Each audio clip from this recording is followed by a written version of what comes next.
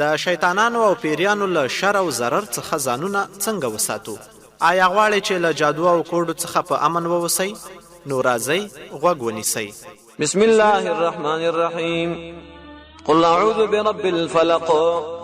د دوه سورتونو ته معوذتين ویل کیږي، مقشقشتين متویل کیږي، فنای په غوښتل کیږي. دا کلمات چې څوک وین الله ولا فنای ورکی.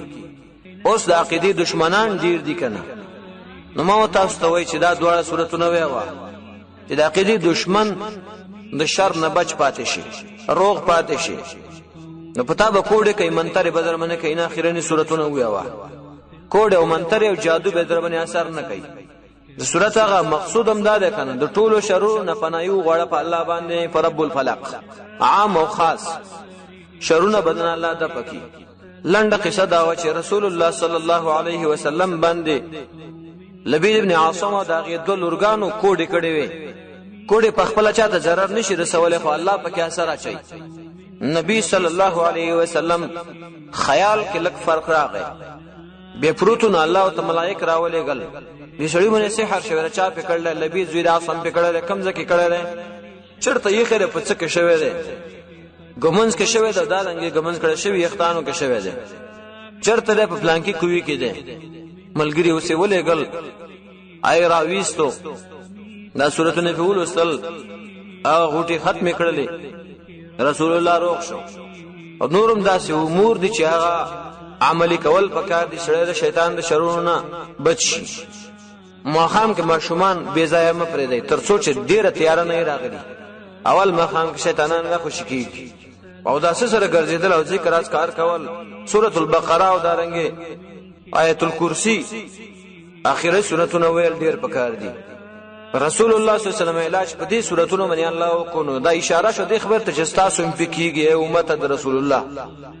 د نر علاج هم پکېږي، د خزم پکېږي، د پیرانی انسان هم پکېږي، او دارنګه د عام مریض هم پکېږي.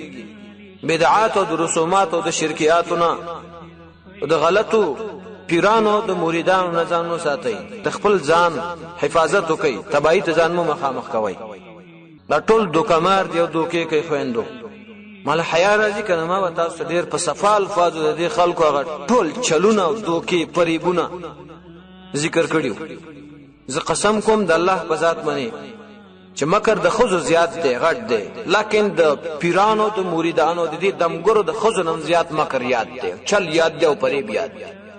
د جلالباد کې دا سکانه او اندوان ناشتي دا زمونږ استاد دا خوريان او موريان ورزي او بوقری پسری دینه معلومیږي دا زمونږ د اندوانو خزینه دي کنه، د مسلمانانو کړي دي او قطارونو متنیولي.